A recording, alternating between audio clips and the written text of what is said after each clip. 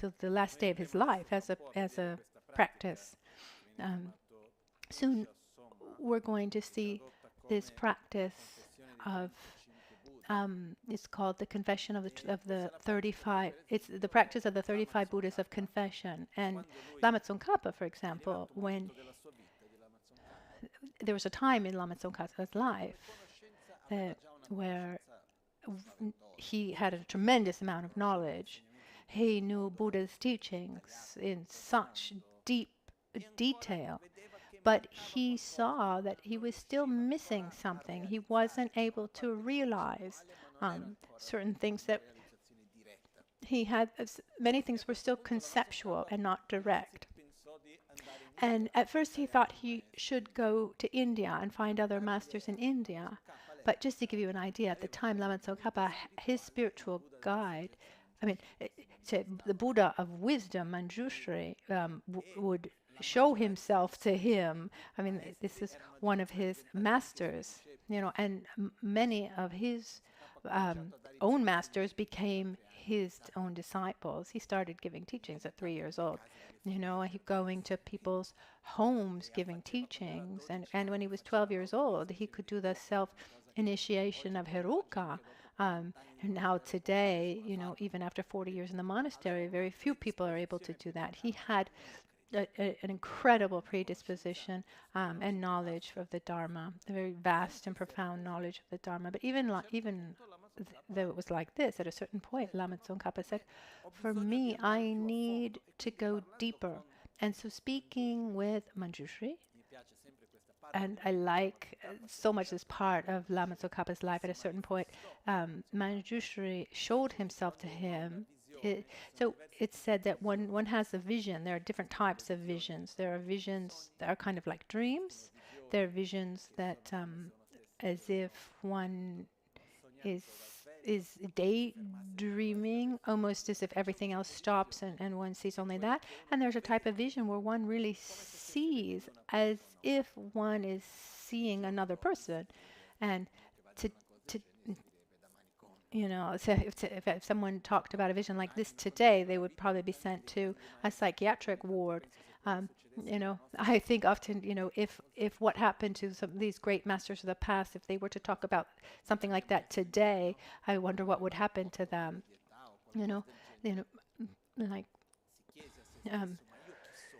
Like one great one teacher, one Indian teacher, actually at 8 years old, the mother told him, you need to listen very carefully to what the teacher tells you. And this boy was about 6, 8 years old, something like this. He was there in the classroom, and then he asked himself, what is the teacher telling me? And then at a certain point he realized that in reality, what the teacher was saying, he wasn't able to understand that. He could only hear what he could hear. So he had a sound, and he was attributing his own meaning to it. And so he got into a kind of deep meditative state, a samadhi, where he understood that there's nothing that the teacher of herself is actually saying. I can only understand, the meaning that I give it to. And so he stayed in this kind of trance, this meditative state. And so the teacher actually said, what are you doing, trying to wake him up from this great reflection? And he says, the teacher said, I don't know who you are. Either you're a god, or you're a saint, or you're a demon. So I don't know which one, probably the second. And this shook him up. And when he came out of this meditative state, he asked himself, well, but who am I? I don't exist in an autonomous way. And so he stayed in this meditative state, reflecting on who he was for something like 12 days without eating, without sleeping, without eating. He was just, when he came out of this meditative state, the people it's said that the people of the village came to him with offerings and with great reverence.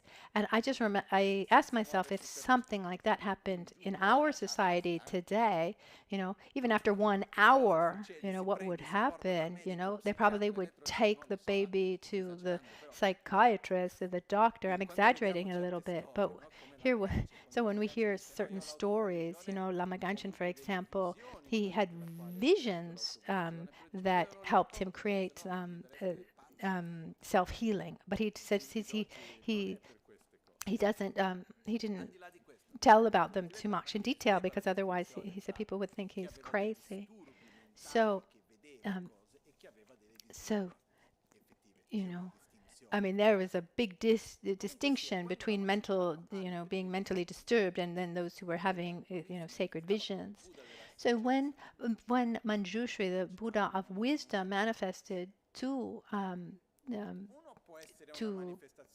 Lama Tsongkhapa, he said, maybe this is just like a vision of my own, an emanation from my own mind, or maybe some kind of spirit who is showing himself as Manjushri. But how was he able to see if it was actually Manjushri or not? So we asked him questions to which he didn't have the answers to. And then he received like perfect answer. So he said, so this is not an expression of my own mind. And then he asked questions that he knew, but that wasn't common knowledge. And also there he had excellent answers. And at that moment he trusted this emanation. All of this to say that Lama Tsongkhapa, at a certain point of his life, his direct guide was Manjushri. He had more than 100 teachers, but he also had a direct relationship with Buddha Manjushri, the Buddha of wisdom. At a certain point, Lama Tsongkhapa asked Manjushri, should I go to India to look for other teachers to have this, like, the realization of the correct view of reality? They said, no, you have what you need as far as knowledge is concerned. You need to do a retreat of purification and accumulation of merit. And at that point, Lama Tsongkhapa, he left this context with all of his disciples. He was already very well known. He wasn't just anybody. He left everything and he took 8 disciples with him, and they're represented there. You can after Milarepa. Then there's also they're over there. That part of the temple where the images of the life of Buddha above. There are the 8 disciples. Kotaganampe. These 8 disciples that Lama Tsongkhapa took with him on retreat, and so they stayed in this place for about 2 years. And during this retreat, one of the most important parts of the retreat was the part of purification. And the practices that he did, one was this,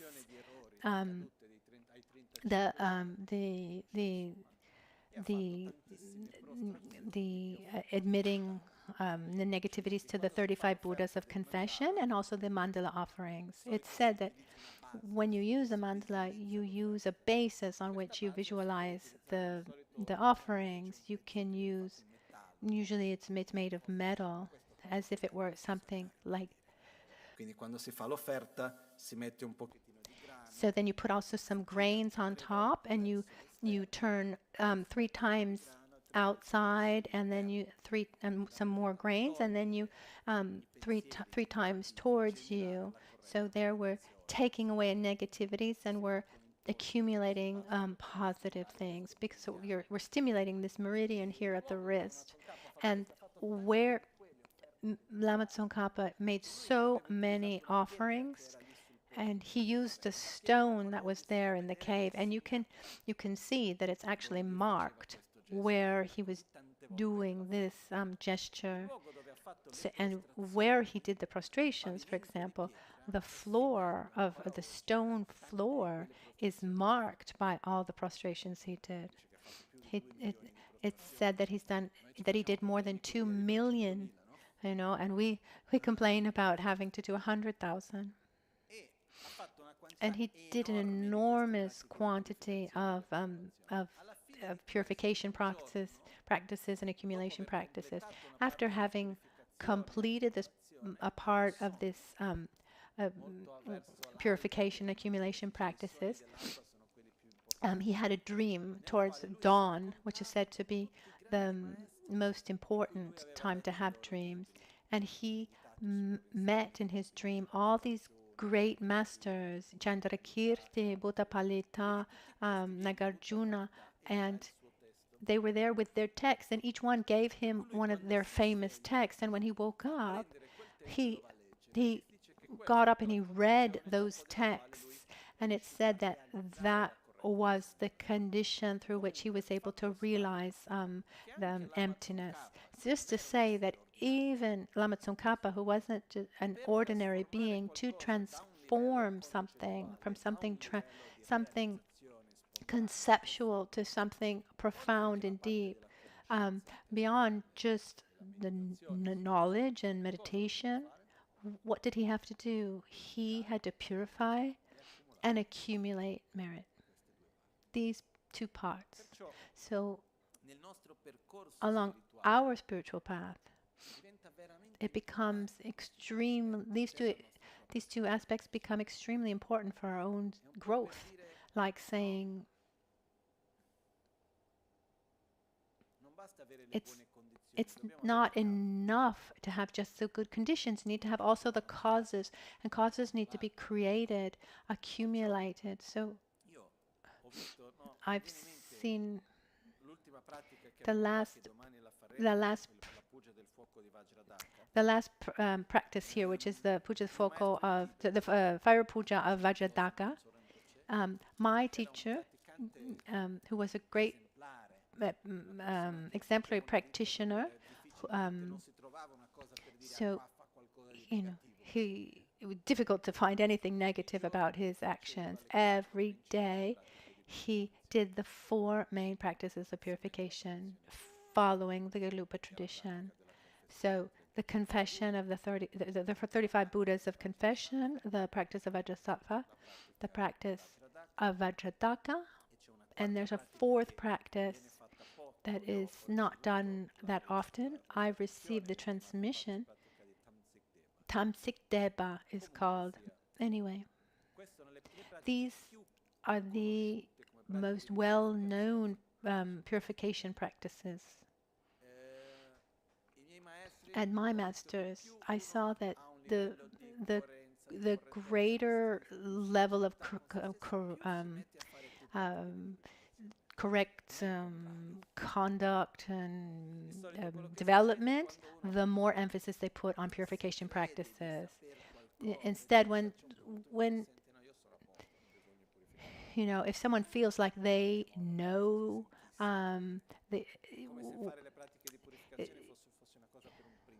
if one thinks that purification practices are for beginners, or if one's arrogance think they know already everything, but no, these practices should accompany us along our entire path, and they're joyous. They shouldn't be a burden or heavy. Imagine you had a lot of debts, and I'm going to teach you this so that you can get rid of your debts without having to pay them back. I mean, is that heavy or is that joyous? It's joyous.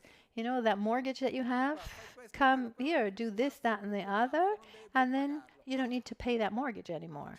That would bring a lot of joy. So what happens is that, wanting or not, we have with us this strength of the actions that we've created in the past. We bring them with us. And karma, there's an aspect I didn't explain before, but it's important. When a result of an action manifests, it's not that the actions add up. It's not that there's a kind of final judgment where we add up everything you've done. You know, okay, these are all the positive actions and these are all the negative actions. You know, they're more similar to seeds. If I have terrain, I can put many seeds of sweet things. But if I put a bitter seed, you know, that bitter seed is going to stay bitter, regardless of all the sweet seeds I planted. So every seed will bring its own, will sprout, and it will bring its own fruit. Similarly, every action brings its own result. It's not a sum of actions. It's not at the end of life. There's everything is added up.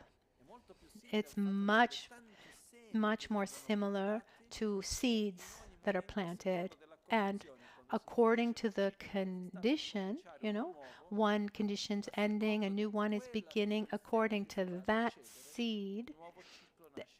So that cycle comes out in this way or another way. So we can take away the burden of these negative karmic forces.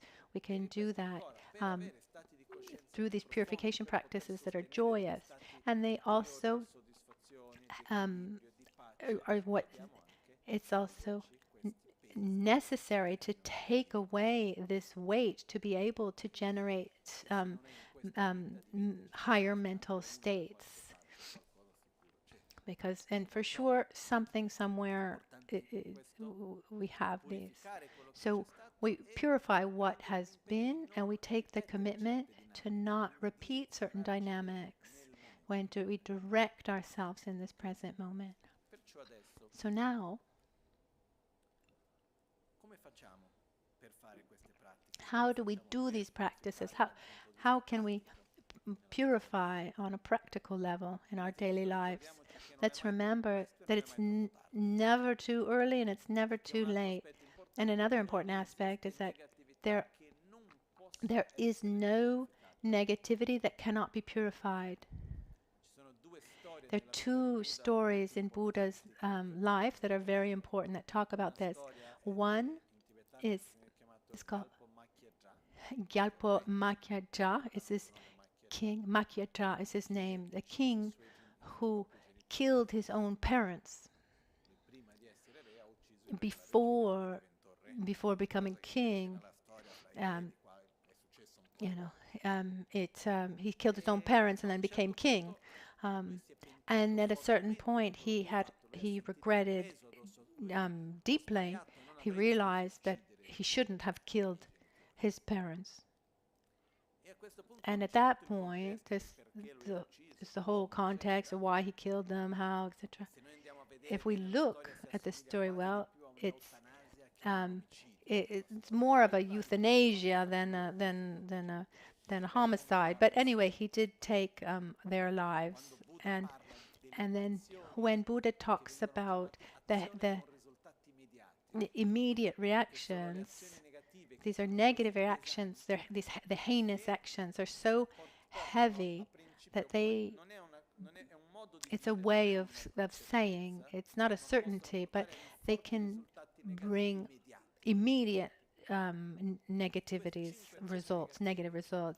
And these strong, determining actions, they are, killing one's own parents, father or mother, killing a highly realized spiritual being, to take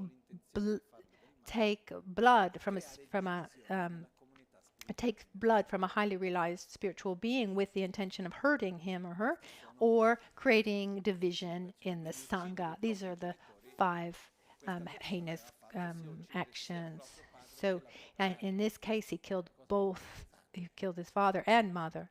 Very heavy. And so he was absolutely desperate and went to Buddha, and he didn't know what to do. He felt so guilty. And then Buddha, when he saw him, he answered in Tibetan, says,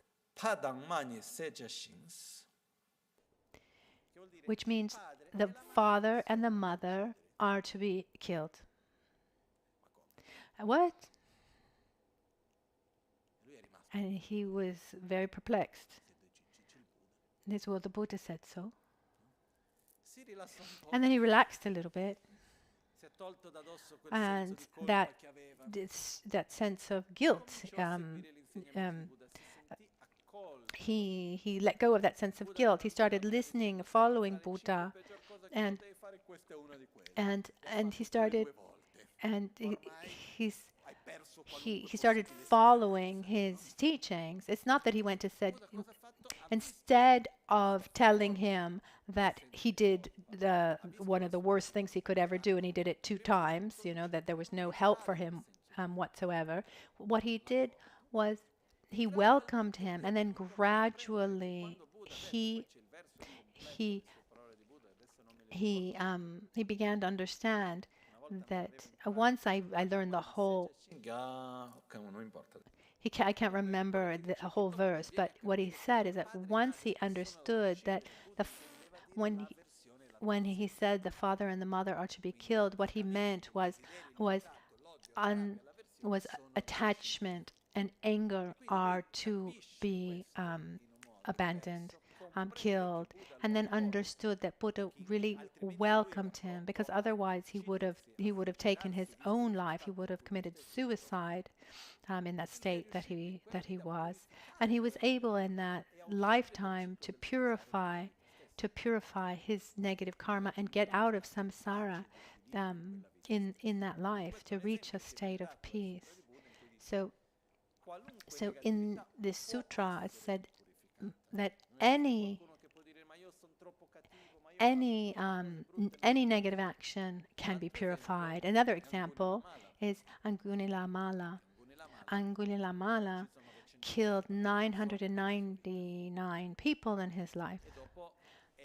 And after he was able also to purify, change his attitude, it's said that at the end of his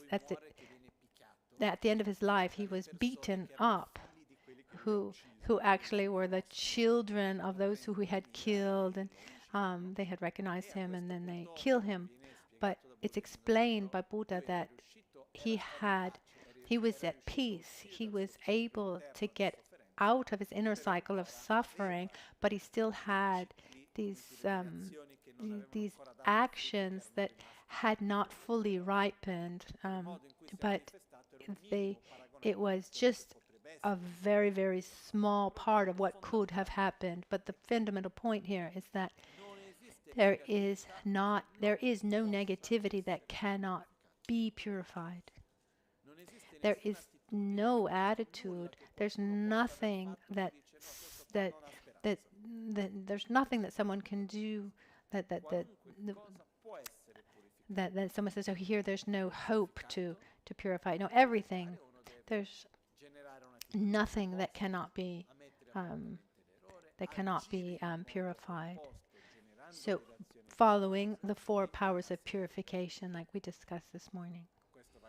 This needs to be repeated again and again. And then gradually you can purify completely even very heavy negative actions. So we should never have this feeling of guilt to say, oh, I've done too heavy negative things, or no matter what it is, if in this life or in past lives, they can be purified. And even if you don't even remember, so it's possible also to purify. So when we do purification practices, we also generalize negativities. So anytime I killed or lied or hurt, every time that I acted with violence or aggression, I admit openly these my errors, and I take the commitment to not repeat them, even if I don't remember specifically having done that thing.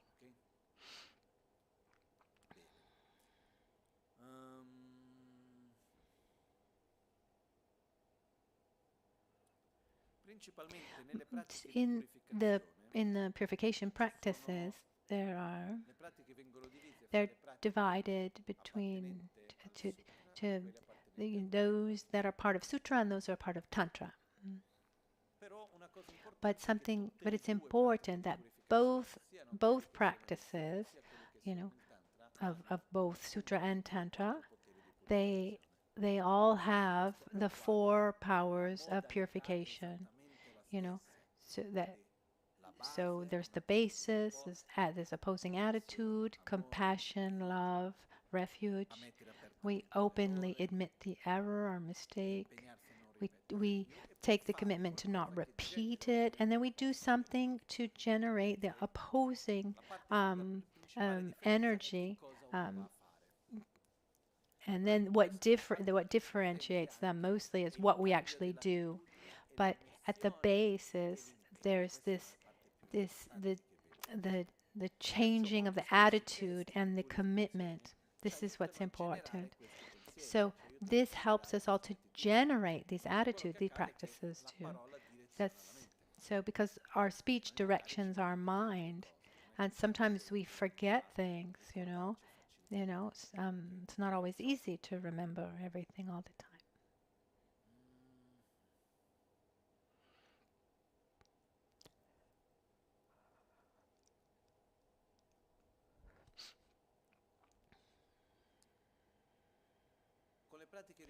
With purification practices, as we said before, just before getting into them, there are 3 functions, 3 reasons to do them. The first is to stop this inertia of the negative actions, so keep them from growing. That's the first. The second one is to eliminate that negative strength that's already been generated, and the third is to redirect ourselves to go in the correct way.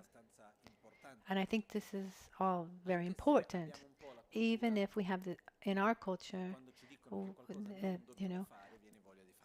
in our culture, when we're told not to do something, we want even more. We want to do it even more. I remember once Rinpoche saying, "Don't say no, because when you say no, then the other one wants to do it even more." So it's better to tell them to do it, and then they don't want to do that thing. There's a kind of rebellious attitude. I'm here to do what I want to do. Let's just remember that each one of us is free to do everything that he wants. Even in Buddhism, people ask, "Can you do this in Buddhism?" Yeah, you can do anything. But we're not free from the consequences of our actions. Do you want to kill? Kill. I'm not encouraging anyone to kill, but you are free to act. But you will have consequences. Karmic consequences, legal consequences, moral consequences, everything that's attached. To say we are free to act, but we're never free from the consequences. So having awareness of what is beneficial and what is beneficial and what is harmful, developing this awareness more and more is very important. We need to do it again and again and again. But let's remember that in the purification practice, the purification practice has nothing to do with punishment or feeling guilty or blame. I remember once someone in Brazil many years ago started to do a prostration retreat as a purification practice. At a certain point, started having pain in his knee. I said, "No, this is a good sign because I'm purifying," and he actually destroyed both knees. It doesn't work like that. No. If you are doing prostrations and you start feeling pain somewhere, put on knee pads or do something. You know, we shouldn't be suffering more. It's not going to purify more. But there are some practices like Vajrasattva that I'll explain tomorrow. I never had this experience personally, and I've seen people who haven't. But when you do a purification practice with more intensity, negativities can show up, like sicknesses or things of this nature. But what's interesting is that normally when this happens, is that something that could have had a devastating effect is coming out. It just comes out and then it goes away. It's said that when one does a purification practice, one of the possibilities is that that greater negativity shows up and like burns up in something smaller, and this is possible. So we shouldn't be afraid. You know, I know people who are afraid of starting the Vajrasattva mantra, you know, so I'm just going to leave the negativity there instead of paying my bill.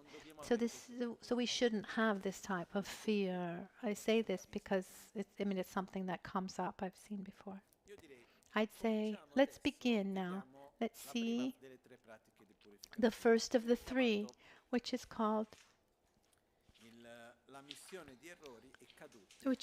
openly admitting downfalls to the 35 Buddhas.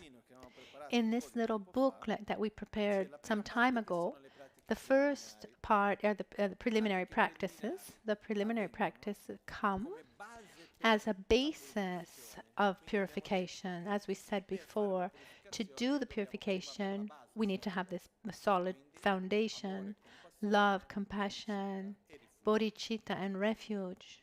So with the preliminary practices, it's where we look at our motivation, we look at the direction where we're going, and then we ask for the blessings to do the purification practice. Because something also that helps is, and it's said that when we do a purification, the purification comes also through the power of the object itself, which means if I confess to a friend, to a person, a friend, or to my guru, you know, according to the qualities of the other, you know, that also helps me to purify better or not.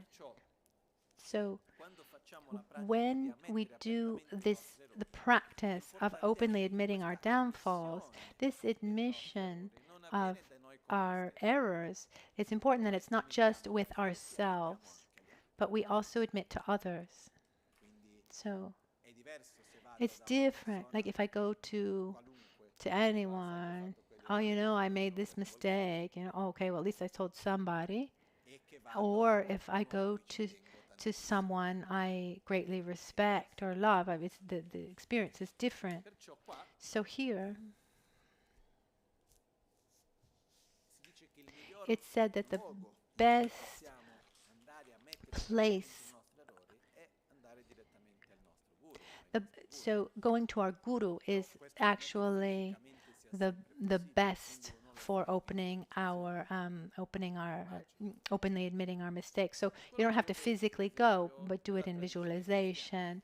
What I see, like in the Christian tradition, you have the confession, and when practitioners, you know, when the confession is explained to Tibetans, for example, or to monks, it's explained to them, they really like it. For example, we went to Turin with Sherpa Rinpoche, and we went into a church, and I explained to him a little bit about the confessional, and he really liked he liked this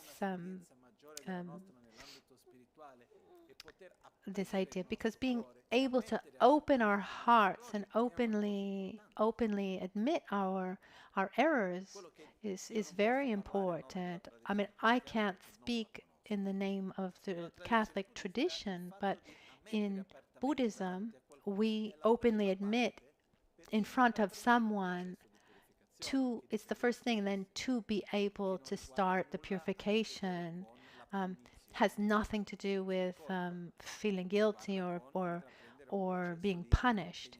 It has to do with starting a process of taking the commitment to change behavior and redirect our conduct.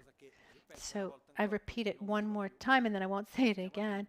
We would be careful that we shouldn't fall into the trap of feeling guilty, because culturally speaking, it's quite strong and present in our reality. It doesn't even exist in Tibetan. We have this sense of guilt or this feeling guilty. This does not exist in Tibetan language. Culturally, it's just different. In Tibetan, we have the word like who is guilty, like if someone has committed a crime, but not this sense of guilt. So just to say this, that this was all taught, in a culturally different context. So let's start with the preliminary practices. So we have the refuge. We take refuge. It's where this is our foundation. Here we direct our own mind, our own desires, and we ask ourselves, what is it that I want in my life? So here we are on page 6. Namo Guru Bhye, Namo Buddhaya, Namo Dharmaya, Namo Sanghaya, Namo Triratnaya. When we recite this in reality, we ask ourselves, why am I taking refuge in Buddha, Dharma, and Sangha? Because I want to get out of my own cycle of samsara. I want to get out of all permeating suffering. I want to reach a state with my body and mind so that free of negative karma. I just don't want to suffer anymore. So one starts by recognizing this, and then there's the generation of bodhicitta, where one takes the commitment to help others and recognizes the necessity of seeing others. It allows oneself to see others. And here we could spend hours and talking about and meditating on this. And there's the whole part of Lojong and mind training that reminds us about this. And so here we have in Buddha, Dharma, and Sangha, I take refuge until enlightenment through the practice of generosity and the other perfections. May I become a Buddha for the benefit of all sentient beings. So we remind ourselves why we're doing this practice. Why do I want to purify my negativities? Here, remember, negative karma and mental defilements. Because I want to purify them, because I want to help others. I want to help others be well and be at peace. But first, I need to be well myself. I can't help them if I'm not. So may I become a Buddha so to help others get out of suffering. So we reinforce that with the four limitless meditation, the four limitless meditations, and the 3 special prayers. So there are 4 prayers, aspirational prayers, and then 3 specific prayers that are specific to our times. The first 4 were taught and transmitted by Buddha, and the last 3 Lama Ganchen added for these specific times. It says, may all beings have happiness. May all beings have happiness as its causes, love. May all beings be free from suffering and its causes, this is compassion. May all beings never be separated from the great happiness that is beyond all misery, that's limitless joy. Joy. May all beings dwell in equanimity, unaffected by attraction to dear ones and aversion to others, equanimity. May all beings... Lama skipped joy. May all beings never be separated from the great happiness that is beyond all misery. This is joy. This is the unlimited joy. So these are the first four qualities: love, compassion, joy, and equanimity. Joy, to rejoice for the happiness of others. And then the fourth is equanimity. Then there are three specific dedications: one for health, one for environment, and one for peace. So may all beings recover from the sicknesses of mind and body pollution and enjoy relative and absolute health now and forever. That's limitless health. May all beings relax in a pure and healthy outer and inner environment now and forever. Ecological regeneration. May all beings enjoy inner and world peace now and forever. This is limitless peace. So the first four are those that we will find in all the Buddhist traditions, practically all. These are the four limitless aspirations, the qualities that we should develop in a limitless way, because they're not limited by selfishness. It's not may all beings have happiness and its causes, with the exception of the ones I don't like. No, it's each and every one. So we bring love and compassion, joy and equanimity to a limitless state. It's not limited by our selfishness. And then the other three, which are aspirations specific to our modern times. After this, we start. Up to here was the generation of motivation. Now, given to purify, we don't do it alone, but we invite Guru Buddha, we invite the holy beings. We're at home, we invite the holy beings, our Guru, the Buddha, we invite them, those to whom we want to confess. So first of all, we purify the site and we transform the offerings. So just imagine that we're at home, and before we invite someone, we need to tidy up, we need to clean. So we purify the place. So without going into the details of the preliminaries, but just in a few words, we clean the place, we purify the state, and then we transform our offerings. So we imagine a beautiful ocean of offerings. We do the mantra, O Namo Bhagavate. This is the mantra.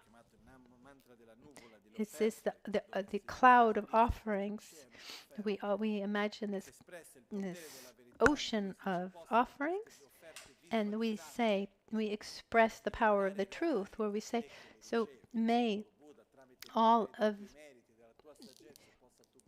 by the truth of the power of the three jewels and the blessings of all the Buddhas and Bodhisattvas, as well as the great strength generated by the two accumulations and the power of the pure and inconceivable Dhamma, may these offerings become real. These offerings I'm just visualizing, and then we invoke Guru Buddha. We visualize in front of us our Guru in the aspect as he is, like in the aspect of our Buddha, of our Guru, or Buddha Shakyamuni, or our object of faith. And then we have also an object of faith, what represents the pure, enlightened state of peace.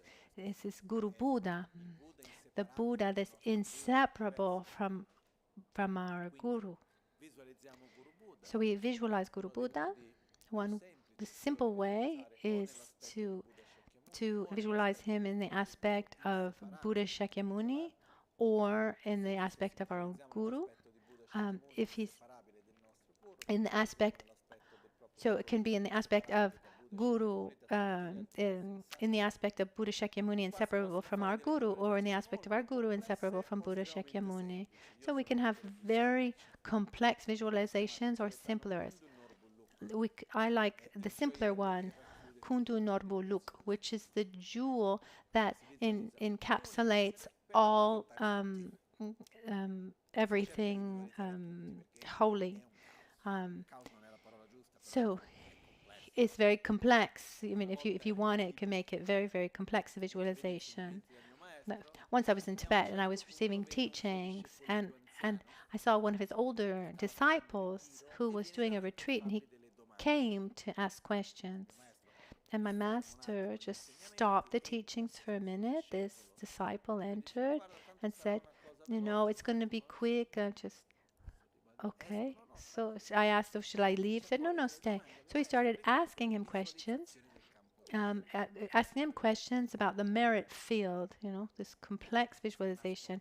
I was shocked by the level of details that they were talking about. It's not how many there are and where they are. No, you should, you should. Each master that you visualize, you should visualize also all of the volumes that they wrote. For example, Lama Tsongkhapa is 18 volumes, and then exactly where they're positioned.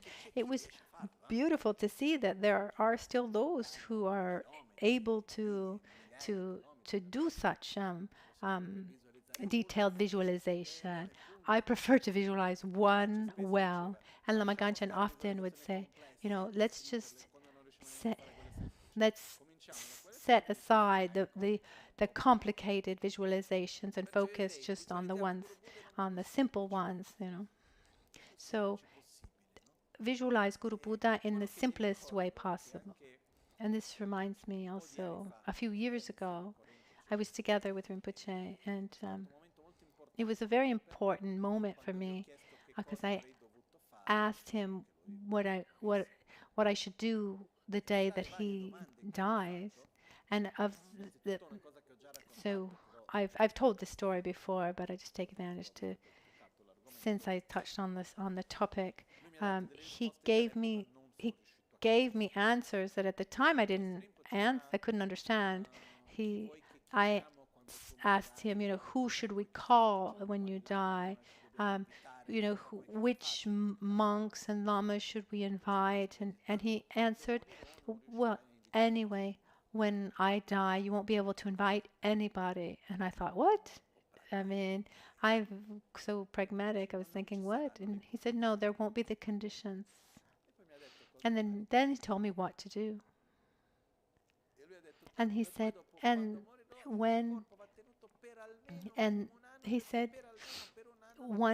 when I die, you need to keep my body for at least a year, because for a year you won't be able you won't have the conditions for people won't have the conditions to come and see me. And I was thinking, no, you can just take a plane, right?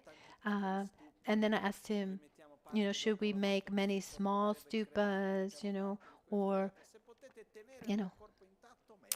he said, well, if you can keep my body intact, better, because my body received so many blessings in this life. Even my new incarnation, my new body will take many, many years. Many, many years will pass before that body is able to have that many blessings.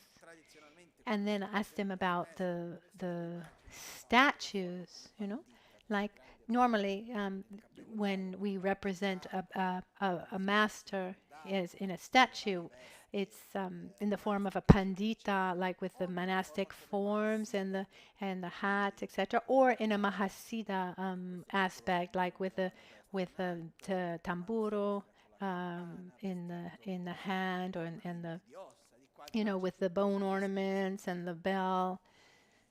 I asked him, which form did he want? Because in Tibet, I saw that they had done this for Rinpoche in Tibet. And I asked him, which one do you want? And he said, no, neither one. Make a statue of me the way I am, the way people are used to seeing me. And I remember that now, because when we visualize our Guru, what's important to us, we should visualize him or her the way that touches us. You know, um, instead of complex symbolism. I mean, symbolism is to help us connect with meanings, but when we're visualizing here, we should do a visualization that touches our heart. And for most of us, I don't mean for all of us, but for most of us, who is able to touch our hearts more? You know, who we actually met, you know, in flesh and bones of our guru, or an image of Buddha Shakyamuni, for whom I have enormous respect, but seems farther away from us. You know,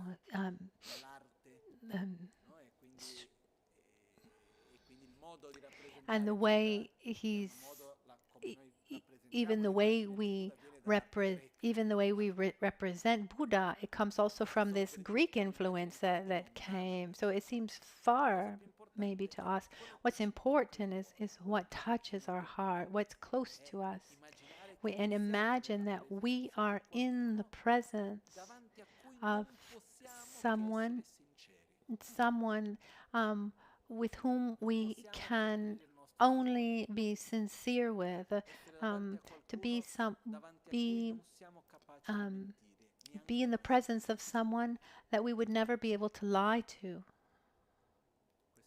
This is important. I don't know if you ever had this experience of maybe you're able to lie to yourself, but not in front of certain people.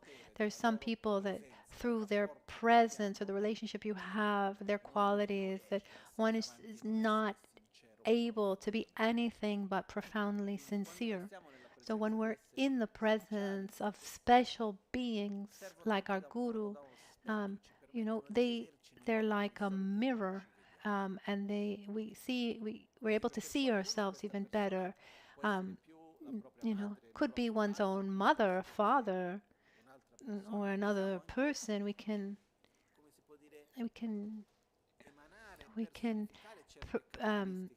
emanate also other kind of qualities. You know, other people who are kind of guides for us too. But what's important is that the person that she or he represents all the holy qualities. It goes beyond man or woman here. This is often is personified in the aspect of the guru who touched our heart so deeply. I've had many masters, but my root guru is Lama Michel Rinpoche, the one who has touched my heart the deepest. I visualize him inseparable from all of my other gurus, but in his aspect. So we visualize our own guru in his aspect, in the aspect of Buddha, and we invoke the healing Buddha. We invoke Guru Buddha to call the wisdom beings. There are commitment beings and wisdom beings. Commitment beings are visualizations called Samaya Sattva, Tamsik Tsempa in Tibetan. These are commitment beings. This is our visualization. It's interesting because impeño, Samaya, in Sanskrit, we're going to see this a little bit tomorrow with the mantra of Vajrasattva. Samaya means relationship. It's not a commitment in the sense like I've taken the commitment to do this. It also means the meeting place. Quindi mantenere un samaya puro vuol dire mantenere una relazione. So keeping a pure relationship, keeping a pure samaya means keeping a pure relationship, this meeting point. And it's necessary. So this commitment, the commitment beings, is the place where we meet the wisdom beings, Guru Buddha himself or herself. So our visualization is a kind of bridge where we're going to connect. We're going to connect with the holy, with the sacred, with Guru Buddha. So in this moment, when we do this invocation, it's where we ask from the depth of our heart to come to this place, to come here, to come to be my witness, to help me purify, to help me with my mission, and help me so that I have the clarity and the strength to do this. So here we're doing the invocation. With the invocation, when we finish, there's the visualization of like the wisdom, the wisdom rain, the rain of the wisdom rain. So in there we imagine that all the holy beings, so an emanation that comes down, like all of, they all come down like a rain, like snow in the sea. Every emanation absorbs into Guru Buddha in front of us, and they become inseparable and of the same nature. At this point, in front of the presence of Guru Buddha, we do the 7-limbed prayer, prostrations, offerings. We admit openly our negativities. We rejoice for virtuous actions. We ask for Buddhas to remain until the end of samsara as long as we need them. And then that they also support us with the Dharma. And the last, we dedicate our merits we dedicate our merits to the enlightenment of all beings. And then we do the mandala offering, where we ask for the blessings of Guru Buddha to help us in this specific case to purify our negative karma and our mental defilements. So we make the mandala offering as a sign of request and blessing. Let's remember that a blessing is a kind of positive interaction to do something. So we ask for the blessings to help us purify our body, speech, and mind, and in particular, our negative actions of body, speech, and mind, and our bad habits. And then we make a prayer specifically to Buddha Shakyamuni and the lineage masters.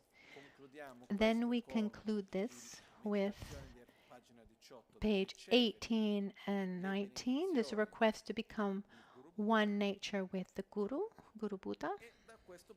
And from this point, we can begin the various purification practices. The first practice that we have here is called openly admitting downfalls to the 35 Bhuttas. What's the difference between an error and a downfall? An error is our actions that are negative in their nature. A downfall instead is it's an action that is not negative. It's a negative. It's not negative in its own nature, but if I take the commitment to not do it and I do it, then it becomes a downfall.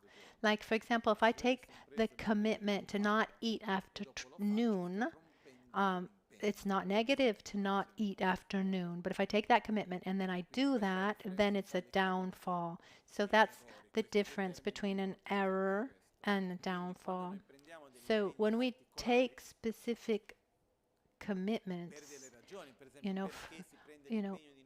I mean, why do we take a commitment to not eat after noon? So you can have more mental, be more lucid. Also, so that there's just more food for those who need. Remember that since the time of Buddha, the monks, the disciples lived, they lived thanks to offerings, and so just they ate what they received, and so they also didn't eat after they ate once a day, so they weren't a burden to the society, and also so they would be more bright mentally. But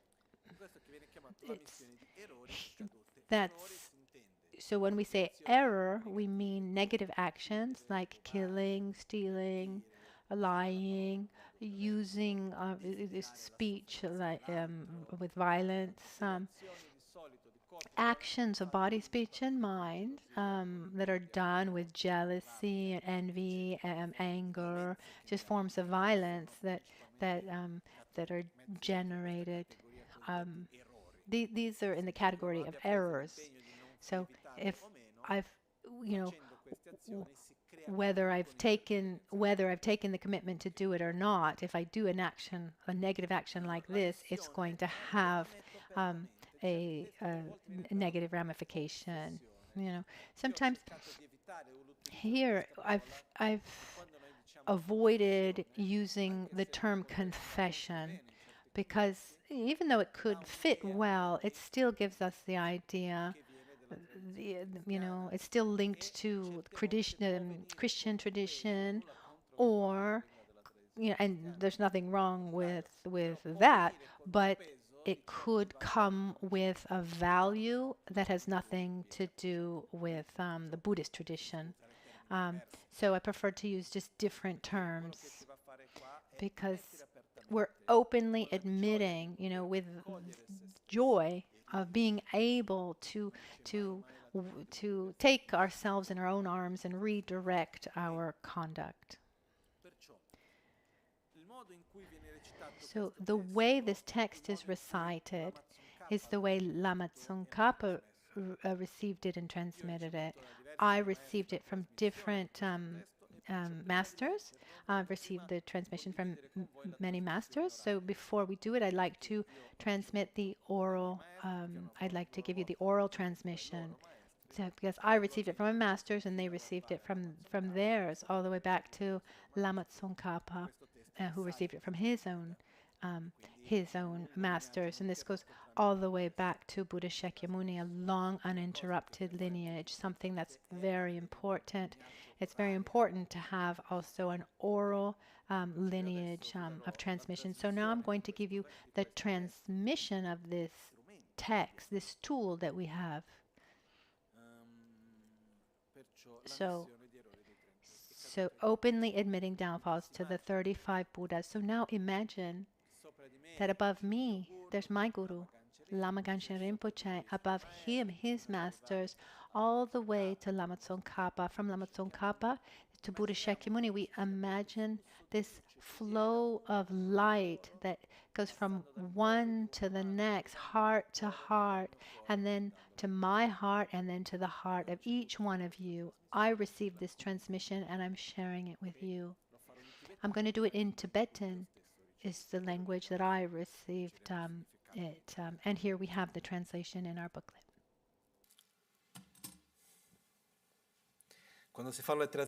When we do oral transitions, you can do them in two different ways, or with a repetition, or just by listening. With the mantras, normally it's with a repetition, but when it's a text, then it's just by listening, otherwise it becomes very long. But even if you know it by heart, you should just stay quiet during the transmission.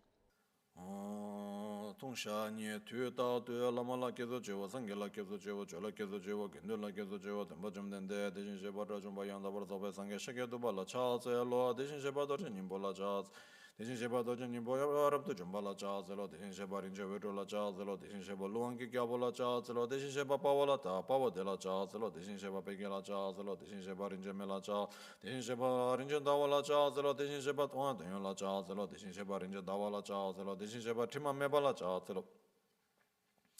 대신 셔바 빼진라 차즈로 대신 셔바 잠발라 차즈로 대신 셔바 잠배진라 차즈로 대신 셔바 추라라 차즈로 대신 셔바 추라라 차즈로 대신 셔바 빼상라 차 대신 셔바 젠데벨라 차즈로 대신 셔바 시치다이라 차즈로 대신 셔바 우베벨라 차즈로 대신 셔바 냥에메베벨라 차즈로 대신 셔바 세미기 볼라 차즈로 대신 셔바 메도벨라 차즈로 대신 셔바 삼베베세 넘버로 뱅엄버 캠발라 차즈로 대신 셔바 베메베세 넘버로 뱅엄버 캠발라 차 대신 셔바 노르벨라 차즈로 대신 셔바 템베벨라 차즈로 대신 셔바 대신 셰바 어체 대신 셰바 쳔베 신도 용달라 차즈로 대신 셰바 원보도기 간쟁이 갸볼라 차즈로 대신 셰바 넘버는 베페기 아볼라 차 벨라 차즈로 대신 셰바 유레 신도 넘버 갸볼라 차즈로 대신 셰바 넘버는 베펠라 넘버는 베셰베 벨라 차즈로 대신 셰바 쿠네 나와 쿠베 벨라 차즈로 대신 셰바 린제베만 넘버는 발라 차즈 대신 셔바드라 좀 양 더블 더블 상기 렘보 제나 베마랍도 쇼베 리왕기 갸볼라 차츠로 테달라 소베 최최 직된게 감담제 대신 셔바드라 좀 양 더블 더블 상기 좀 된데 강진예 지슈 소신셰데 상게 좀 된데 대다 오 테다 탐체 달라 공소소 다기 개와지다 개와 토마다 개와 토마다 타마마치베 호 타마마치베 코르와네 코르와 케네 탐체 딩페 미기웨 레기바단 기도 세바단 기발라 제수이라마 체딩기 코랑 겐드기 코랑 추주 겐드기 코르 초바단 초도 주바단 초발라 제수이라마 상마치 발랭에 기바단 기도 세바단 기발라 제수이라마 미게와 주일레게 람양 다발라와라 슈바단 초도 세바단 초발라 제수이라마 레게 드레바 칸게 드림네 다 심전야버 치밤 든르케네 수치밤 이다 유도죠 유이다 율도 케와 율타 콥도 유타 콥도 유타 콥도 라르케와 라체림보라 라체림보네서 케와 왕보마 참아기로와 타월로바 템버기로와 상게 총와라 녜파라미 기워라 규 레게 드레바 칸라바 디다 단체 상게 좀된데 예수스기와 전도교회 본도교회 제마교회 캠바 세제 데다게 챙아라 토로 샤서 미차보 미베도 렌체 캔 추지 덤바라 길라서 상게 좀된데 데다 담제 달라 공사서 다기게와 지나게와 도마타마마 집안에 코로나 코르케네서 케네 셴다 도 짐베타 든드로 케네 소규르발라 세감 칙삼 짐베 게웨자와 간라바단다게 츠니 숨베 게웨자와 간라바단다게 참버 주베네 게웨자네 베 게웨자와 간라바단다게 심제 용수 민브라기 베 게웨자와 간라바단다게 잔초 초도 셈게 게웨자와 간라바단 다게 라나메베 예셰기 게웨자와 간라바 데다 탐체 칙도 두신 둠데 돔네 라나마치바단 코나마치바단 코메야 고마 라메야라 라메야라 라메 라마라 용수고와 라나메바야다 버토베 전주도 용수고르기오 제드라 데베 상게준데 남기 용수고와다 제드라 마종에 상게준데 남기 용수 모와르규르와다 제다다 주베 상게준데 남 용수고와라 제바 대신도 다게 꺄 용수고와라기오 닉바 담제니 소소로 샤스는 담젤라니 제소이랑와 상게 담젤라니 구신소와데서 다게라나 메베 다게라나 메베 예시기초담 토바라 규르치 미저게와 간다다 슈바간다 간다 데베 카다단 대신 강마전 연댕아바다에게서 럭응라 탈메겨 탈메 자르와 기데 캡수 녀라 치워 칸야 이게 남손 델링노 르기레노 르기레니 남바숨 나게 남바시랑게 남바시다니 미게 추보 소스로샵 토마메네 타데 바르미게 추단 사메가 셈니 뇨모 왕규르페 딕바 담제 소스 사메가보 오 사메가보 다게 딕바 남 칸게 칸게 미셰 왕게 체바담 대양 동화 샤바디 제베 뉴르드 말로 용수 창와라쇼 먼저 기기갈에 대다니 집에전에 켈라께서질라기 지바 뉴르드 세도 소 투송 왕게 고숨딕 벨레미게 주단 상메니에 바소 녜방아 소소 타르단 갸세 릭징게 랍손 냠바 탐체 톨로샤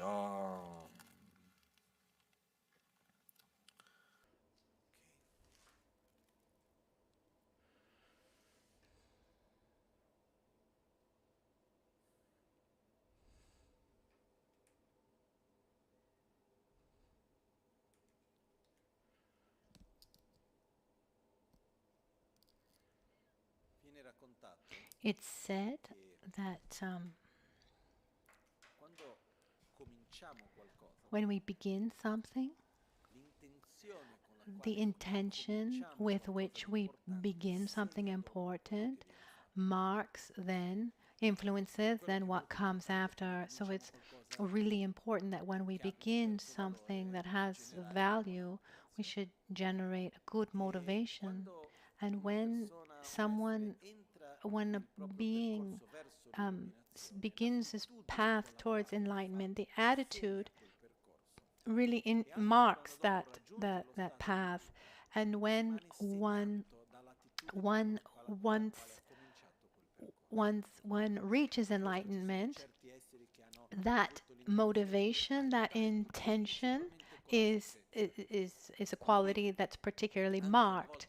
So there are beings, even if all Buddhas have the same level of wisdom, if one had put more emphasis in wisdom, then one would become a Buddha, like Manjushri, there's a Buddha of wisdom. So here we have 35 Buddhas, and Lama Tsongkhapa had a deep connection with this practice. There's a little bit of difference because at the beginning, if we see here in the text, it says Deshin Shekpa, and in the tradition, it says to the Tathagata. Tathagata means he or she who has gone beyond suffering, beyond ignorance. In the original text, there's Tathagata only in the first. When we talk about Buddha Shakyamuni, who's this, where it says, founder, Bhagavan, Tathagata, Arhat, perfectly completed Buddha, glorious conqueror, Shakyamuni, Buddha, I prostrate. And then after, there wasn't the word Tathagata, it was Lama Tsongkhapa who added Tathagata, Deshin Shekpa. So these are 35 Buddhas that you can see here on my left after Vairocana and Akshobya in that white window. These Buddhas here, there are 35 of them here. That's the representation of the 35 Buddhas of confession here that we have in the text. There are different traditions, how they this is according to Nucho Dharma Bhadra, the tradition of Nucho Dharma Bhadra, the representation of the 35 Buddhas of confession, which and they're mostly in divided up like the Dhyani Buddhas. And we can connect with these beings who have reached enlightenment, and along their way they dedicated their energy and their merits to help beings purify their negativities. So it's as if we connected to them to then as if we could tap into the energy that they generated to help us purify our negativities. Also, like the seven Buddhas of the medicine, the 7 medicine Buddhas. These are Buddhas even before Buddha Shakyamuni who dedicated their merits to help people, principally to be cured from sicknesses. And in this case, there's a specific dedication to help people purify their negativities. So the text says,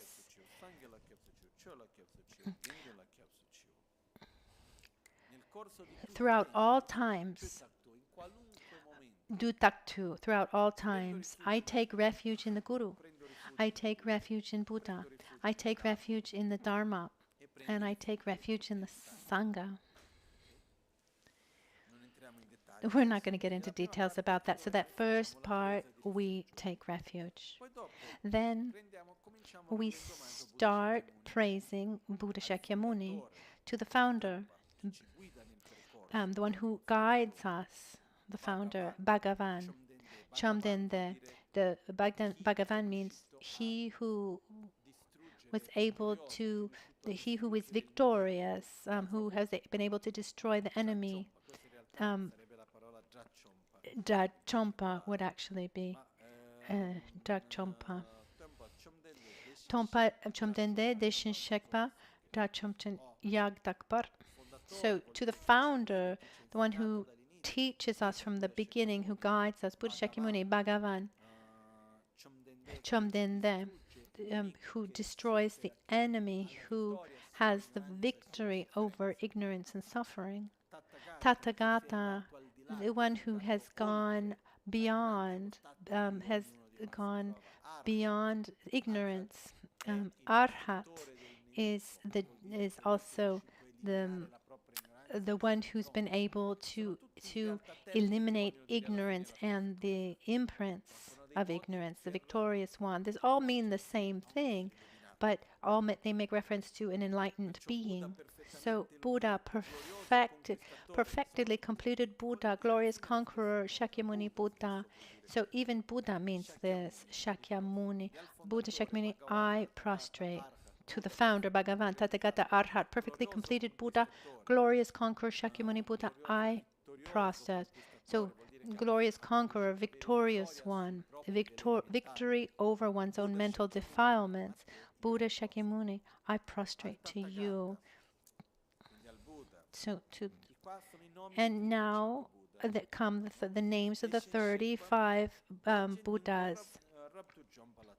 So Deshin Shekpa, the one who destroys, to Tathagata, thoroughly destroying with Vajra essence, I prostrate. Don't try to find any logic here. These are just the names, So don't try to understand what is being said. These are their names, and the names don't always, it's not always a sentence here that means something. These are the names of the 35 Buddhas, and these are their names translated in Tibetan. It's Dorje Ningpa Rabtu Jompa, or thoroughly destroying with Vajra essence. I prostrate. To the Tathagata, radiant jewel, I prostrate. To the Tathagata, king, lord of the Nagas, I prostrate. To Tathagata, army of heroes, I prostrate. To Tathagata, delighted hero, I prostrate. To Tathagata, jewel fire, I prostrate. To Tathagata, jewel moonlight, I prostrate. To Tathagata, meaningful to see, I prostrate. To Tathagata, jewel moon, I prostrate. To Tathagata, stainless one, I prostrate. To Tathagata, bestowed with courage, I prostrate. To Tathagata, pure one, I prostrate. To Tathagata, bestowed with purity, I prostrate. To Tathagata, water god, I prostrate. To Tathagata, deity of the water god, I prostrate. To Tathagata, glorious goodness, I prostrate. To Tathagata, glorious sandalwood, I prostrate. To Tathagata, infinite splendor, I prostrate. To Tathagata, glorious light, I prostrate. To Tathagata, sorrowless glory, I prostrate. To Tathagata, son of non-craving, I prostrate.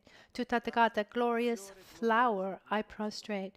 To Tathagata, pure light rays, clearly knowing by play, I prostrate. To Tathagata, lotus light rays, clearly knowing by play, I prostrate. To Tathagata, glorious wealth, I prostrate. To Tathagata, glorious mindfulness, I prostrate. To Tathagata, glorious name, widely renowned, I prostrate. To Tathagata, king holding the victory banner of foremost power, I prostrate. To Tathagata, glorious one, totally subduing, I prostrate. To Tathagata, utterly victorious in battle, I prostrate. To Tathagata, glorious transcendence through subduing, I prostrate. To Tathagata, glorious manifestations in illuminating all, I prostrate. To Tathagata, all subduing jewel lotus, I prostrate. To Tathagata, Arhat, perfectly completed Buddha, king of the Lord of mountains, firmly seated on jewel and lotus, I prostrate. All you 35 Buddhas and others, as many Tathagatas, Arhats, perfectly completed Buddhas as there are existing, sustaining and residing in all the world systems of the 10 directions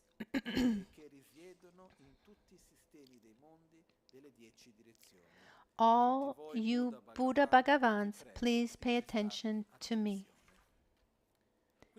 So we praise all the Buddhas, and especially these 35, and we ask their presence, we ask their attention, as if, imagine if we were in front of these 35 Buddhas and many other holy beings, and we're asking them, please pay attention to me. Listen to what I have to say.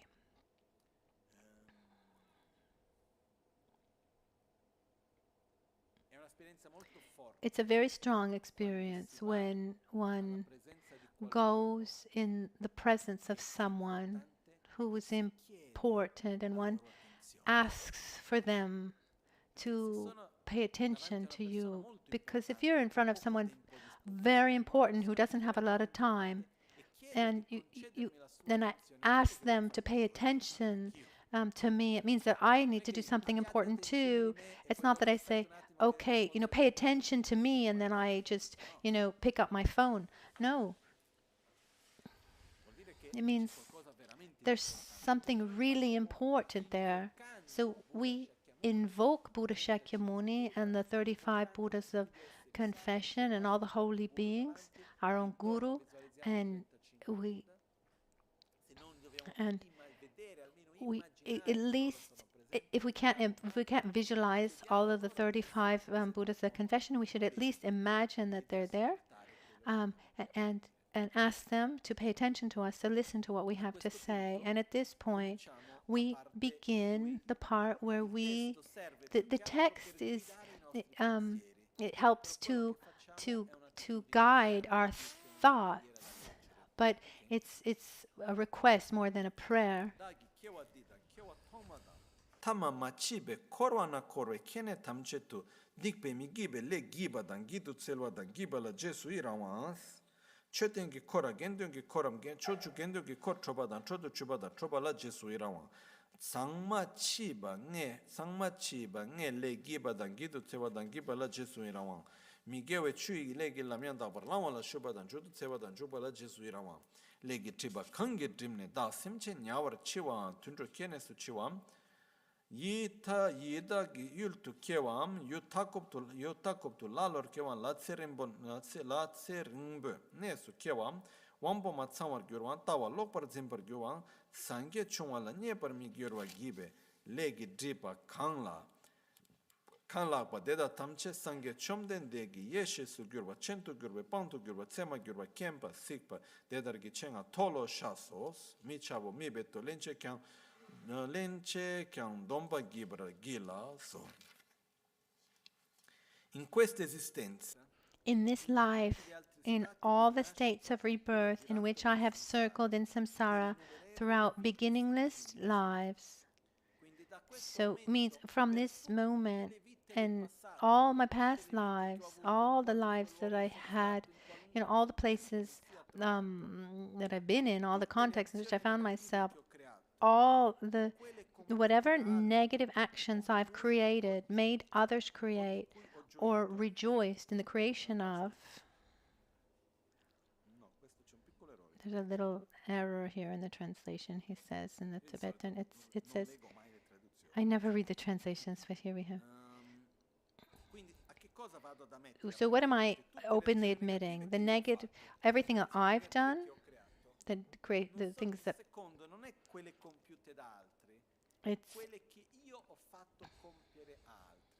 in English is correct.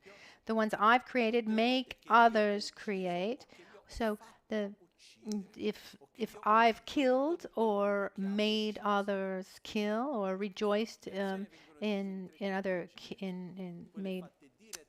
rejoiced in the killing. So there are three categories: things that we actions we do, actions we make others do, or rejoicing in actions that others do. So I can order someone to be killed, or I can kill, I can order someone to kill, or I can rejoice for someone killing. So when we when we talk about avoiding killing, we avoid doing it directly, or also making others kill, or also rejoicing for someone, for rejoicing for the action done by someone else. I mean, it's the last one is quite delicate, especially when you think about times of war, where maybe you rejoice for enemies being killed. So here, where it says, "Whatever never actions I have created, make others create or rejoice in the creation of." Whatever possessions of stupas, this means like any possessions of the Sangha, the spiritual community, or of Dana, or possessions of the Sangha of the 10 directions that I have appropriated, that I've taken and wrongly made others appropriate or rejoice in the appropriation of. Whichever of there's a lot of emphasis put on this in Buddhist teachings. If there are goods that are of the community, if one takes it for personal use without the permission and the consensus of the community, it's like stealing. And we need to be very careful about this. In Tibetan, there's a specific word for this. It says anything that belongs to the Dharma, to a Dharma center, to the Sangha, to a community, the spiritual community. If it's I can use it if it's for the common good, but I'm not going to use it for my individual benefit unless I have specific permission to do so. An extreme example, it just came to my mind once. I was reading a book of by a Chinese girl who lived through the Cultural Revolution, and she said that her father worked for the government and had very clear and strong principles of non-corruption, etc. He had two pens, actually. One that he would use, the one that was for personal use, and one that was for the company or for the government. And now something like that seems quite exaggerated, but unfortunately we've gone to the other extreme. So we use things that are of the common, belong to the community. We use them for individual benefit. So Buddha put a lot of emphasis on respecting what belongs to the community, and it should be respected as such and not used for individual benefit. I remember once there was a disciple of one of my masters in India. I was receiving teachings, and this disciple arrived. This monk came, and I said, "How did you get here?" He says, "I came by bus." I said, "Did you have money?" He said, "No." "Well, how did you come?" "Oh, well, I know how to do it. I know you jump on the bus, and I know when the controllers are coming." And he was really proud of having done the trip without having been checked. And the master said, "Oh, good job. Not only did you steal, you stole from more than 1 billion people. Because who owns the bus line? The government. And you're not, when you steal from the government, you're not stealing from some kind of you're not stealing, you're stealing from the entire population of India, because the government belongs to the people. So anyway, the point is that what belongs to the community should be used as such. Otherwise, Majing lempa could be the danger, which is taking that which is not yours, what has not been given to you. And this becomes heavier when it is a belonging of spiritual community, because it belongs to many. So here, stupa here has makes reference to spiritual objects and spiritual places. So whatever possessions of stupas, possessions of the Sangha, of the 10 directions that I've appropriated, made others appropriate, or rejoiced in the appropriation of,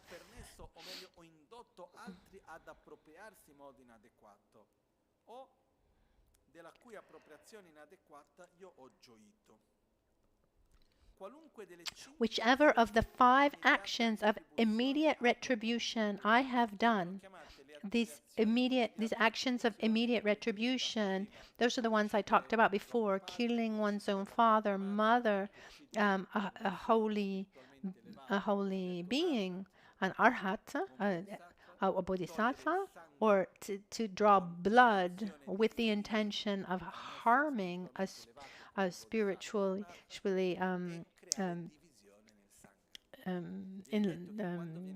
advanced person, or creating also division within a sangha. It's when we make a division in a sangha, so it's enough for there to be 4. So if a sangha can be made up of, at the minimum, could be 4 people who have followed and received teachings from the same master. Lama Lawan once explained to me a story that Trungpa Rinpoche was giving teachings in the north of India, and at a certain point he gave some teachings in the monastery, and at a certain point there was a part of the teachings that were deeper, that had to do with the commentary of the practice of Heruka, and he said, here in this place I can't give you these teachings. And they moved from that monastery to a family's house where they had a really big space. He said, because here the ground is burned.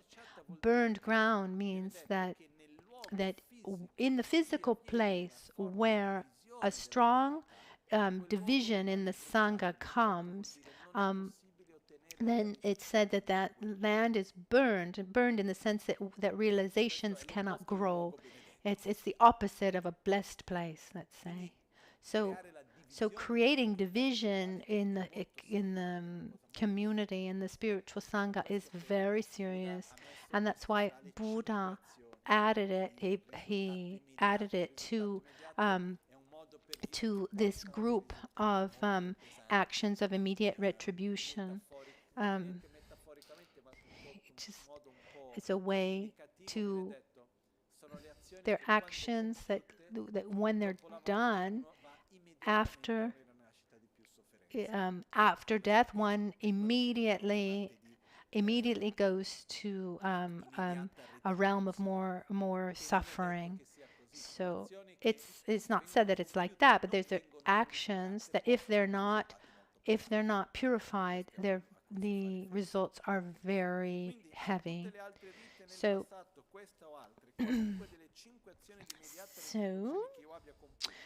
whichever of the 5 actions of immediate retribution I have done, caused to be done, or rejoiced in doing, whichever paths of the 10 non-virtuous actions I have engaged in, caused others to engage in, or rejoiced in the engaging in. 3 of the body, 4 from speech, and 3 of the mind. These 10 non-virtuous actions. Body, they are Sukchepa, kill, to take a life.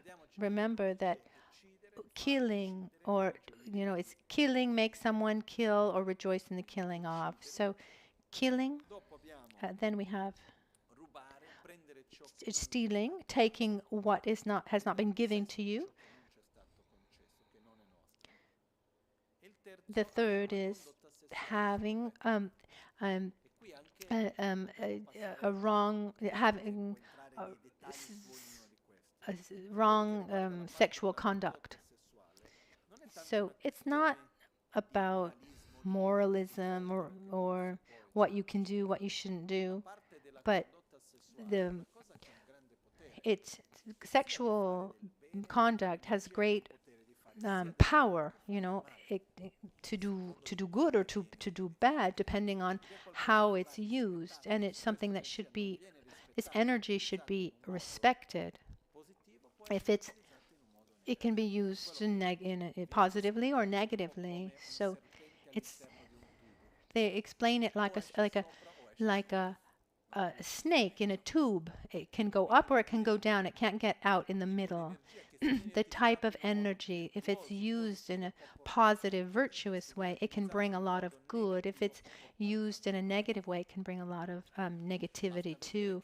Just look, I mean, it can be an act of love, or it can be an act of a war.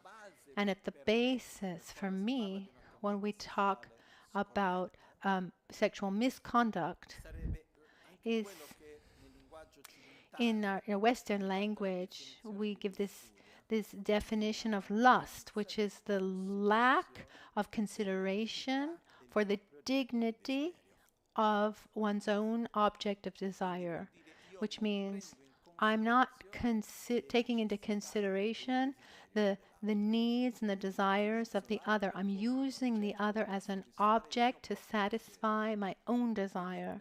And so it's not an act of exchange where there's a giving and the taking, but there's only a taking without being interested in the needs and the dignity of the other. This is just in a few words, just to simplify. So these are the three actions of body. Of course, there's also violence, etc. So, and there are many other manifestations of negative actions of body. The four of speech, we have lying, dzun, tama, just idle gossip. No, trauma is decisive language, using speech. You're saying the truth, you're telling the truth, but you want to create division. Zup is using aggressive or violent speech. And then we have idle gossip, or just yeah. And then we have three of the mind: napsen, nutsem, and nota. Napsen is, I can't remember the word in Italian. It's to desire. Is desire. Is to have a desire, desiring something of someone else that we can't have for ourselves. So I get into a kind of mechanism of how can I get that thing? And that means, then we get to taking it from someone else. Nusam is the worst of all of them, is desiring the suffering of someone else. And Lotak is our erroneous views, views that are not consistent with reality, that take us to having negative views. There are 64 types of erroneous views. For example, seeing that which is impermanent as permanent, or seeing what is relative as absolute, or seeing something that is subjective as being objective, seeing the law of karma as not existing, or thinking that there'll pronever be a result, that my actions don't bring any kind of result. These are erroneous views. So when we talk about the 10 non-virtuous acts, we're talking about this, which doesn't mean that there's only this. And then there's the paths of because there's 7 paths and 3 actions, because the action in itself, karma in itself, is defined as a mental state. So killing and is the path,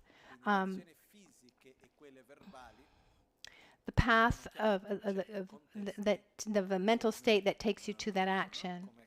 So here, for example, we have it described.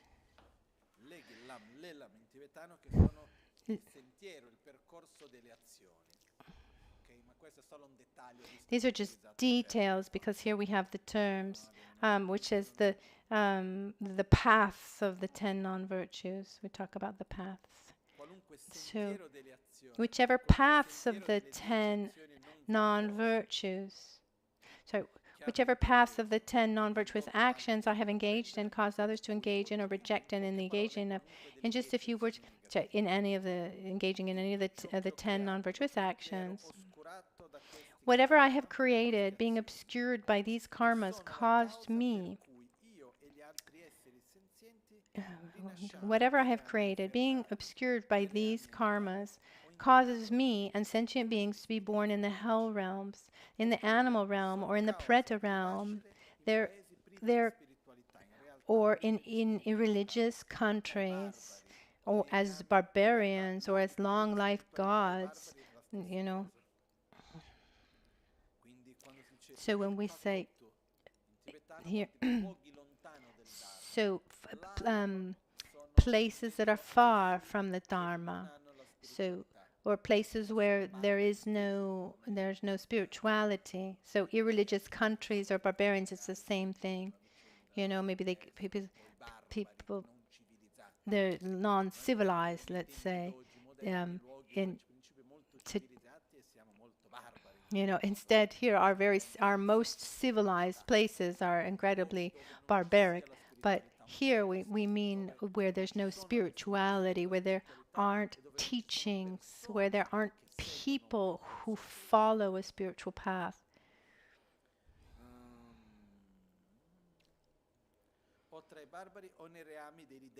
Or as long-life gods, or with imperfect faculties, holding wrong views, are not pleased with Buddha's descent.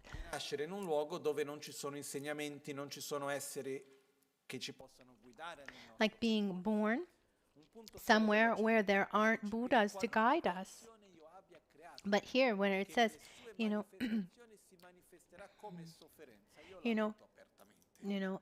basically anything that here, I'm sorry, when we talk about hells here, there are different views. Some people say the hells don't exist, or some people say hells are physical places or mental places. Personally, I'm convinced that the hell realms exist. As Shantideva described in the Bodhisattva Charvatara, they're states of mind. It's not maybe a physical place where one has to go, but they're mental states where one can be trapped. And the example that I've heard that's the closest to us is the story of this girl, this American girl. Now it's a long time since I heard this story, but she was in high school. She was in the science lab, and there was a fire, and she caught on fire, and her whole body was burned, and they put her in a pharmacological coma for about 10 days. And up to this point, I'm sure this is a suffering, quote unquote normal. But when she came out of this state of coma, she was in a state of trauma and fear. And when she talked about it, she said that in those 10 days of coma, it was as if she were trapped in a nightmare where she was raped and burned. And then it started again, raped, burned. and then back to the beginning, raped and burned, like a nightmare that just never ended. This, in the various descriptions of hell realms, is is perfectly like it fits perfectly with this reoccurring hell, where it's a suffering that just goes on again in loop, again and again. In these 10 days, physically, where was this girl? She was in the hospital. But was she suffering in those 10 days? Even if her body was there and they were taking care of her, but was that suffering real to her? Yes. And the suffering is mental. When one wakes up after a nightmare, one suffers. One suffers in that nightmare. Just imagine what it means to die and to be reborn in a trapped nightmare. This is what being reborn in the hell realms means. It could be in this life or beyond. So, unfortunately, there are many difficult things in this life. It's not just, roses, roses and flowers. So we need to be careful to not cultivate the causes that we're going to, that causes that if they manifest at the wrong time can result in such a rebirth or mental state. So the text tells us, says, anything that I've done that could then take me to be reborn in a great state of suffering, a hell realm, lower realm, animal realm, preta realm, or a place far from the Dharma. So so anything that I have ever done that could take me to a state of great suffering here, in the presence of the Buddha Bhagavans, who are transcendental wisdom, who are eyes, who are witnesses, who are valid, who see with omniscient consciousness, I am admitting and confessing all these negativities. I will not conceal them nor hide them, and from now on and in the future, I will abstain and refrain from committing them again. So we say it's everything, any negative thing that I've done, from the smallest to the largest, that could bring suffering, I admit it here in your presence, and I take the commitment to not repeat it.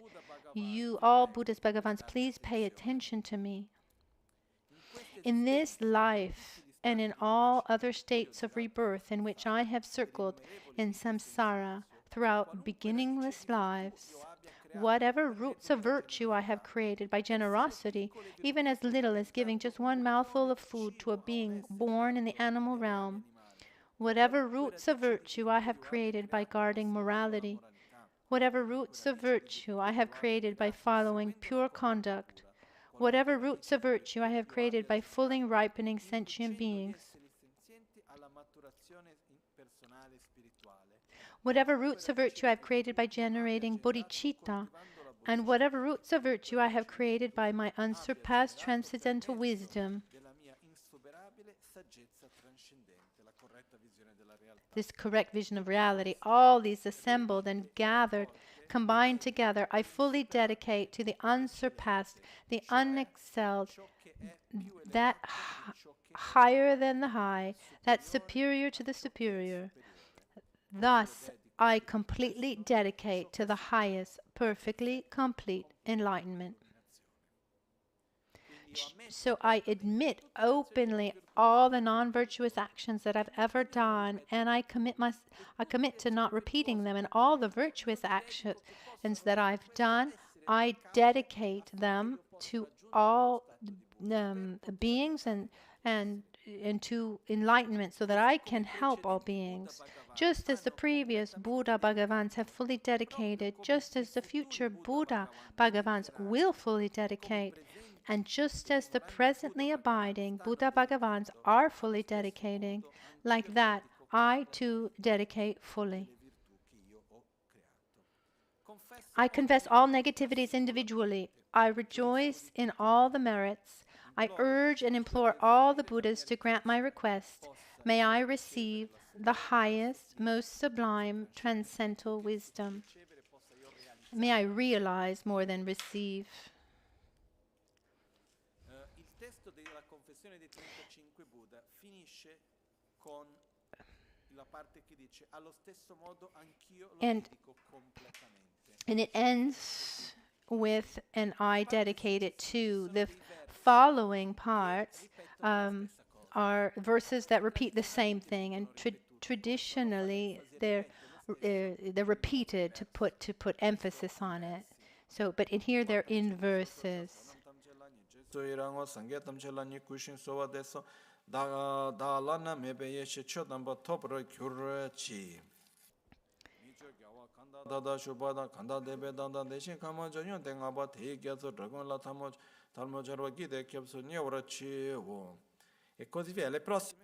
And so the next part is where one repeats what has already been said, putting emphasis on openly admitting one's own downfalls. So to the conquerors, the best of humans, those who are living in the present time, those who have lived in the past, and those who will likewise come, to all those who have qualities as vast as an infinite ocean, with hands folded, I approach for refuge. The negative actions of body are 3, those of speech are 4, and those of mind are 3. I openly admit every one of the 10 negative actions I have committed. Since beginningless time until now, and the 10 negative actions and the 5 immediate karmic karmas committed due to my mind being overpowered by disturbing emotions, I openly admit. The negative karmas, such as the 5 immediate karmas, were committed by me out of ignorance, and now by reciting openly admitting downfalls, may all be quickly and completely purified. What I did in the past went against your words. Now, by seeing great fear, I go for refuge in you. Please quickly clear away my fear. It's not fear like the emotion of fear, but when I recognize the negative results that these actions will bring, that's the kind of fear. I go for refuge in you. So please help me quickly clear away my fear. Help me get out of this negative cycle. By the power of the 3 poisons, the negative actions of the 3 doors, the 10 negative actions, and the 5 immediate actions, to the holders of the pratimoksha self-liberation vows, and the bodhisattvas, and the children of the victorious, in all the vows that I've taken, for example. So we have the pratimoksha vows and the bodhisattva vows. I openly admit all the transgressions of the 3 precepts. Any negative action that I have done, and any downfall of not correctly respecting my vows, I openly admit. Here we can see that it's inducing us, it's leading us to open up our hearts and our minds and say, I did things that didn't go well. I made wrong decisions, and I'm openly admitting them. And the wonderful things, I rejoice, and I dedicate them for the good of others. And nowhere in the text is it written how bad I am. What is written is, I openly admit this. It never says, oh, it says, whatever I did, and then recited, the worst of the words, So, given that I don't remember, better to include them all. any negative action that I have done, I openly admit it. But what I advise is to read the text. You can read it out in Tibetan phonetics or in your own language, but concentrate also in the specific actions, not just the general ones. So concentrate on the day of today. What are the negative actions of today that you've done? Just stop for a second and reflect. What thoughts did I have that weren't positive, that were negative? The way I spoke that was maybe negative or guided by anger, or maybe I said something kind, but my motivation wasn't completely pure. What commitments did I take that I didn't respect? And in front of that, admit openly. Admit them openly and take the commitment to not repeat them. That's just in a few words. This is the practice of openly admitting the downfalls to the 35 Buddhas.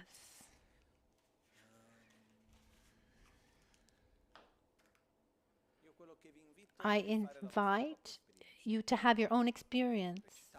Recite it, feel it. Normally, you recite it just once. You could recite it several times, and there's also the tradition of making prostrations while reciting the name of the 35 Buddhas of confession. So we start with, you start the prostrations during the recitation of the names of the 35. And you can do 35 prostrations, or you just in loop do prostrations as you recite them.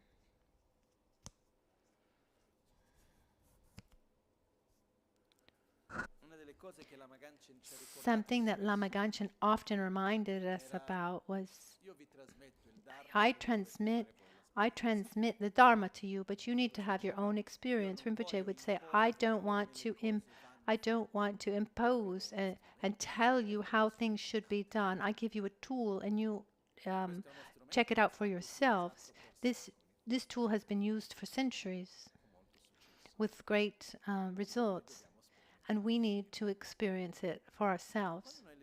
And when we read the text, we see that there's nothing complex here, nothing transcendental. I mean, it's about connecting to holy beings, connecting with what's virtuous and sacred, and at the same time, in their presence, we openly admit our downfalls, our errors, and rejoice for our positive actions.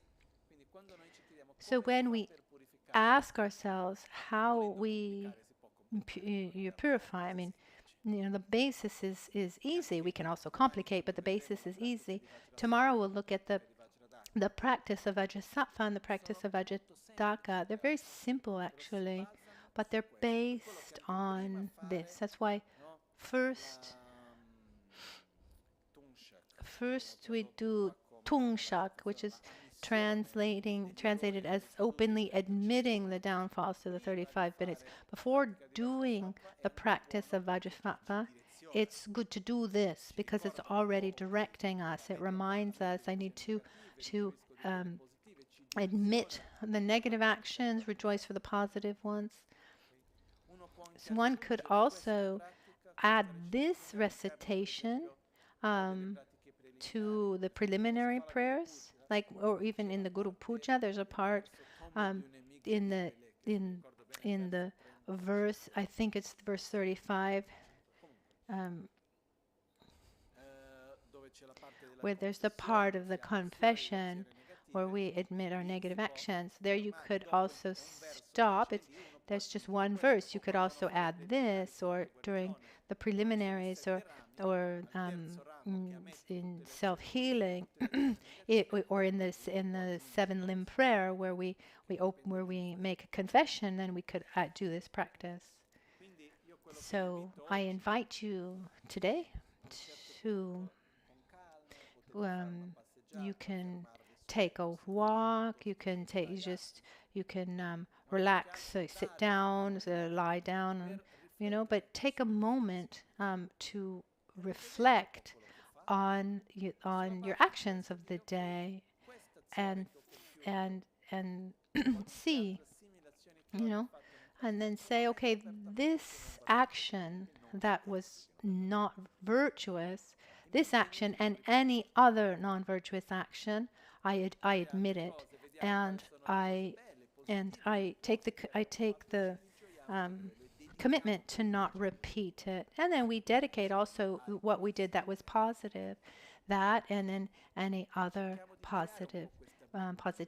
So try to integrate this habit into our lives. And then tomorrow we'll talk about other practices.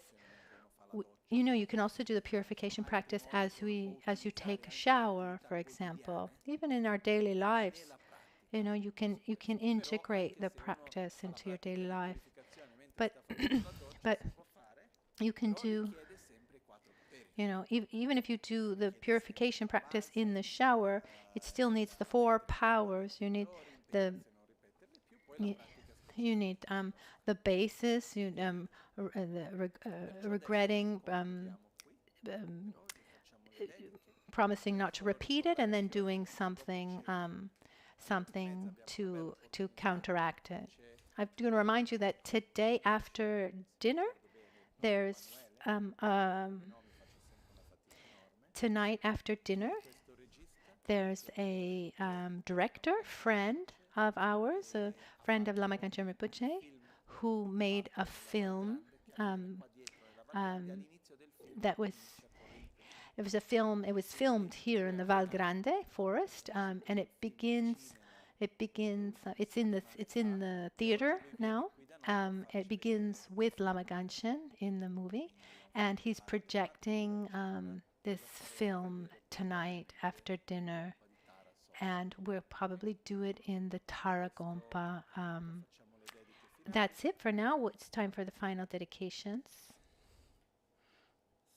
Shipeke chukshi meto tarirab lingshin de gemba de sange shinto mikte ulwargi dragun namda shingla chopra sho jetsun lame kutse raptenchin nam karatin le chokchur ge padan losan tembe dreme sasumgi drove munsela tauto ne gyur chi yedam Guru Ratna Mandrala Kam Niryata Yami Kewa Kunto Yanda Lama Dan Drame Chekipe La Long Sadan Lamge Yente Rabzone Dorje Change Kopa Nyur Tobe Shoa Nimo Dele Tsendele Nime Kuyan Delekshin Ninsen Takto Delekpe Kuncho Sumke Jingi Lop Kuncho sumke ngodrubutsol, kuncho sumke tashisho.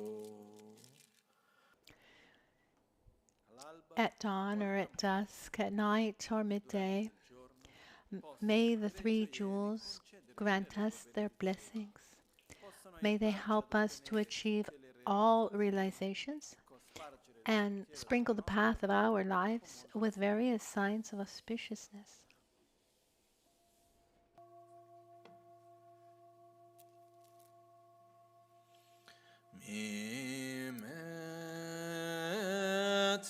Terwe tere chen res me kempe wang po jampe liang du pung ma lu jom tse sang we da chen ke pe tso gen tsongkap lo san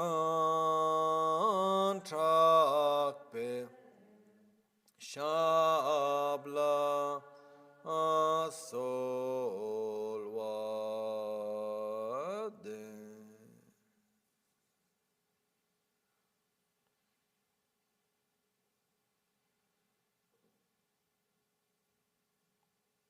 Grazie a tutti. Thank you, everyone. Have a good dinner. And then at 8:30 tonight, there'll be the presentation of this movie. And now there's the Guru Puja.